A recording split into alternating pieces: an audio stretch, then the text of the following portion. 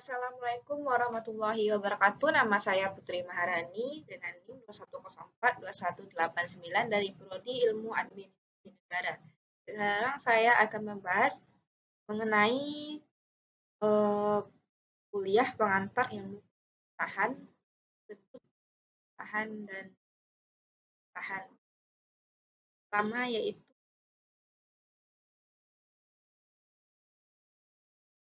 macam-macam bentuk negara. Pertama ada bentuk negara kesatuan, yaitu negara yang merdeka berdaulat dengan satu pemerintah pusat yang berkuasa dalam mengatur seluruh daerah.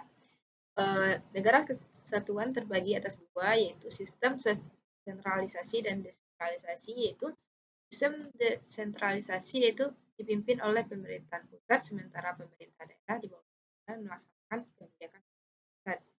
Yang kedua ada sistem kesatuan dengan sistem desentralisasi, yaitu diberi otonomi atau kewenangan untuk mengurus urusan pemerintah di wilayah. Yang kedua ada bentuk negara serikat, yaitu disebut dengan federasi, merupakan gabungan dari beberapa negara, bagian dari sebuah negara serikat. Contohnya itu adalah Amerika Serikat yang memiliki negara-negara bagian seperti Pennsylvania, Los Angeles, dan lain-lain. Yang pertama ada bentuk negara monarki, yaitu kerajaan termasuk pemerintah. Ya, negara ini dipimpin oleh raja, kaisar, syah atau ratu yang berganti secara turun-temurun dan berlangsung seumur hidup. Inggris, Belanda, Portugal, Jepang. Monarki dibagi menjadi tiga, yaitu monarki mutlak atau absolut, yaitu kekuasaannya tidak terbatas atau dimiliki oleh raja dan ratu sendiri. Yang kedua ada monarki konstitusional, yaitu kekuatan raja dibatasi oleh suatu konstitusi, yaitu undang-undang. Ketiga ada monarki parlementer, yaitu monarki di mana terdapat suatu pemerintah DPR, baik menteri, baik perolongan, secara keseluruhan mengatur pemerintahan.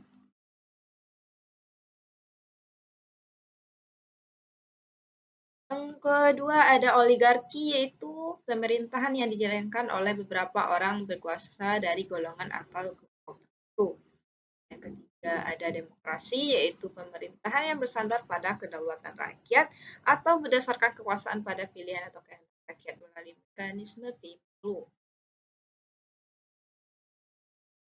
Ada macam-macam bentuk pemerintahan. Pertama ada monarki absolut, jadi yaitu dikuasai oleh raja atau ratu. Yang kedua ada monarki konstitusional, yaitu raja dan ratu hanya sebagai simbol yang menguasai negara, tetapi konstitusional itu yang menjadi pengatur negara tersebut. Jika ada monarki parlementer, yaitu yang dikepalai oleh seorang raja dengan menempatkan parlemen atau DPR sebagai kekuasaan tertinggi. Yang kedua ada republik. Republik absolut, yaitu menyebutnya dengan istilah otoriter atau diatur oleh semua negara. Kedua ada republik konstitusional, yaitu pemerintahan yang dapat dipraktikkan dan sistem pemerintahan presidensial maupun parlementer.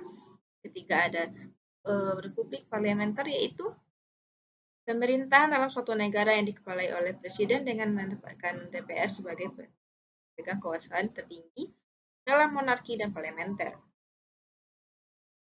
Yang ketiga ada itu sistem pemerintahan. Indonesia itu kita menganut sistem presidensial, merupakan pemerintah negara Republik Indonesia yang mana eksekutif dipilih melalui pemilihan umum dan dibedakan dengan kekuasaan legislatif. Sistem presidensial juga disebut dengan kongresional. Dalam sistem ini, posisi presiden cenderung lebih kuat dan tidak dapat dikudeta, kecuali jika presiden melakukan tindak pelanggaran konstitusi atau tindakan kriminal.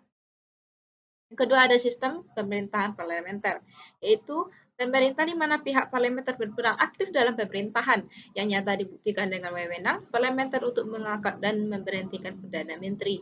Selain itu, dengan dalam sistem pemerintahan parlementer juga dapat memiliki seorang presiden dan perdana menteri yang bertugas mengatur jalannya pemerintahan itu sendiri. Yang ketiga ada sistem pemerintah semi presidensial, yaitu pemerintahan yang menggabungkan dua sistem pemerintahan, yaitu presidensial dan parlementer. Sistem ini memberlakukan sistem rakyat dengan memilih presiden sebagai presiden, memiliki kekuasaan yang kuat bersama dengan Perdana Menteri yang ada. Yang keempat ada sistem pemerintah komunis seperti negara Korea Utara itu dipimpin oleh satu keturunan, yaitu keturunan Kim, yaitu komunisme sebenarnya merupakan suatu ideologi, namun beberapa perkembangan ada beberapa negara yang menggunakan komunis sebagai suatu pemerintahan dalam negara tersebut. Sistem komunis ini sangat anti-liberal dan menentang suatu kepemilikan modal suatu individu tertentu. Baiklah, hanya itu penjelasan dan presentasi kayak saya kali ini. Mohon maaf jika ada kekurangan dan salah kata. Assalamualaikum warahmatullahi wabarakatuh.